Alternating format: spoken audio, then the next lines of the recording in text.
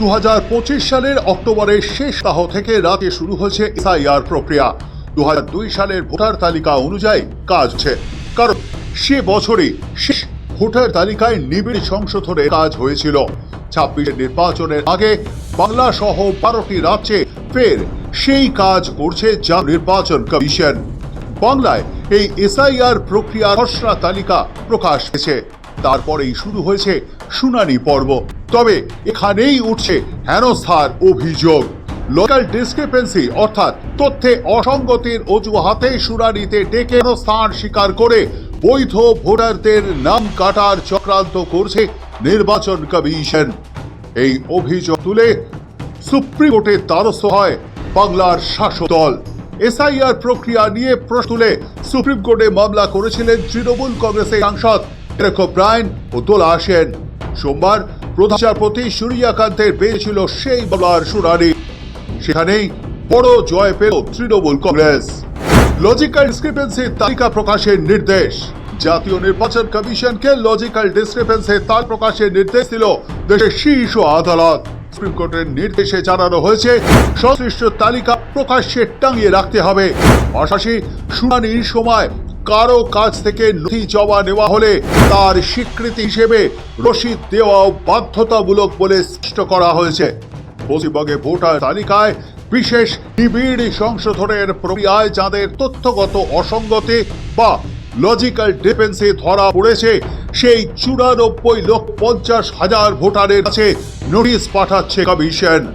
তবে অসঙ্গতিগুলি এক ধরনের নয়, তার মধ্যে রয়েছে পারিবারিক সম্পর্ক, বয়সের ব্যবধান ও উত্তরাধিকার সংক্রান্ত তথ্যের গরমিল।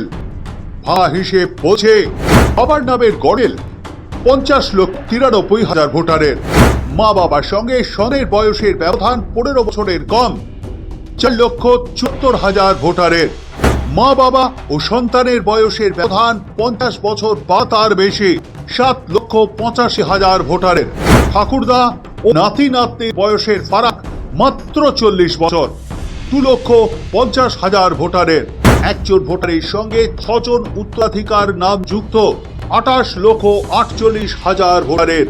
সূত্র বলছে এই 28,48,000 মধ্যেই রয়েছেন সেই সব ভোটার যাদের বয়স 45 হলেও 2002 সালের ভোটার তালিকায় নাম নেই।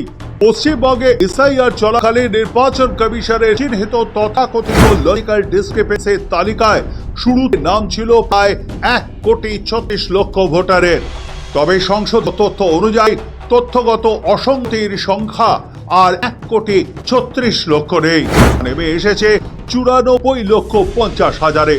সম্প্রতি লজিক্যাল ডিসক্রিপেন্সি বা তথ্যগত অসঙ্গতির তালিকা প্রকাশকে কেন্দ্র করে নির্বাচন কমিশনের ভূমিকা নিয়ে প্রশ্ন তোলেন অভিষেক বন্দ্যোপাধ্যায়। তাঁর বক্তব্য, একই দিনে কিভাবে কমিশন একসঙ্গে খসড়া ভোটার তালিকা এবং তথ্যগত অসঙ্গতির তালিকা প্রকাশ করতে পারে, এই বিষয়টি নিয়ে তার প্রবল আপত্তি। পাশাপাশি তথ্যগত অসঙ্গতি পূর্ণাঙ্গ তালিকাও প্রকাশের দাবি জানান অভিষেক।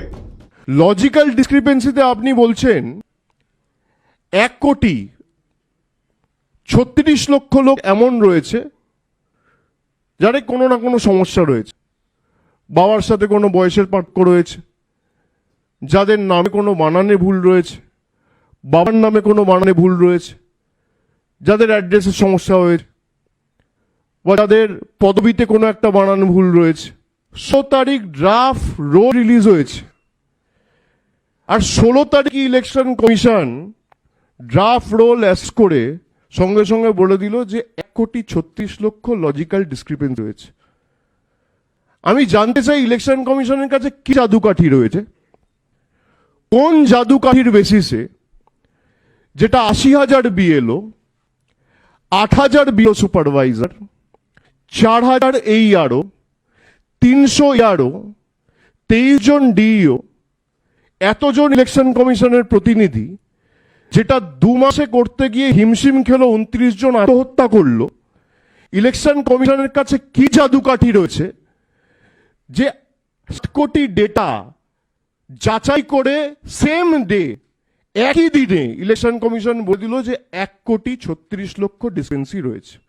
সোমবার সুপ্রিম কোর্ট সাফ জানায় জাতীয় নির্বাচন কমিশনকে লজিক্যাল ডিসক্রিপেন্সির তালিকা প্রকাশ করতে হবে। সেই তালিকা প্রকাশে টাঙিয়ে রাখতে হবে। গ্রাম পঞ্চায়েত, ব্লক, ওয়ার্ড অফিসে সংশ্লিষ্ট তালিকা প্রকাশ্যে টাঙিয়ে রাখার নির্দেশ দেওয়া হয়েছে। পাশাপাশি প্রতিটি ব্লক অফিসে আলাদা কাউন্টার বা নির্দিষ্ট অফিস খুলতে হবে, যেখানে সাধারণ মানুষ নথি জমা দিতে পারবেন এবং আপত্তি জানাতে পারবেন।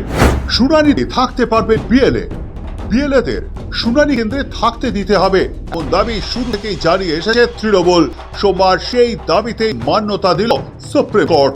প্রধান বিচারপতি সূর্যকান্তের বেঞ্চের নির্দেশ অনুযায়ী এবার থেকে বিএলএরা থাকতে পারবেন হিয়ারিং এর সময়। শুধু তাই নয়, ভোটারের হয়ে সওয়ালও করতে পারবেন।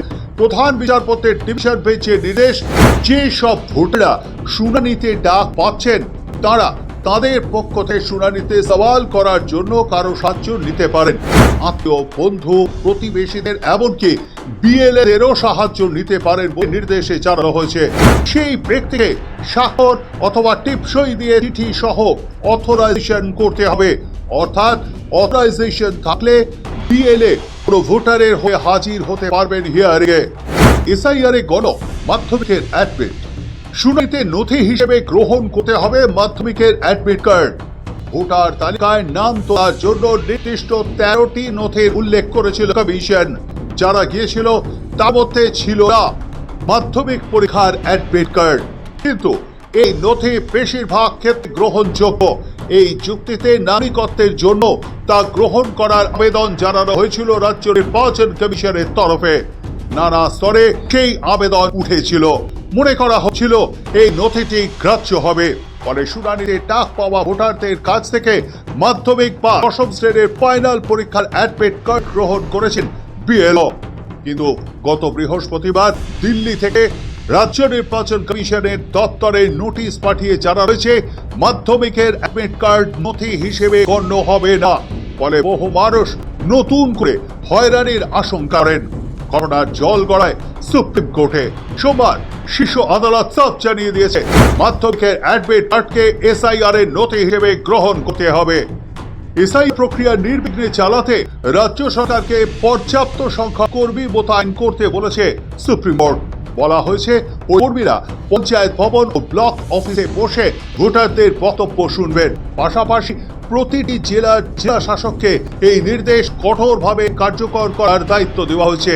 এছাড়া পুরো প্রক্রিয়া চলাকালীন রাজ্যকে উপযুক্ত কৃষি ও আইন শৃঙ্খলার ব্যবস্থা বজায় রাখতে হবে বলে জানিয়েছে শীর্ষ আদালত। শুধু তাই নয়, স্থানীয় কর্তৃপক্ষ নথি গ্রহণ বা শুনানি করে সংশ্লিষ্ট ব্যক্তিকে অবশ্যই রসিদ দিতে হবে এবং সিদ্ধান্তের কারণ লিখিতভাবে জানাতে হবে বলেও নির্দেশ দেওয়া হয়েছে। এই মামলার পরবর্তী শুনানি হবে 6 সপ্তাহ পরে। ব্যুরো রিপোর্ট, সময় কলকাতা।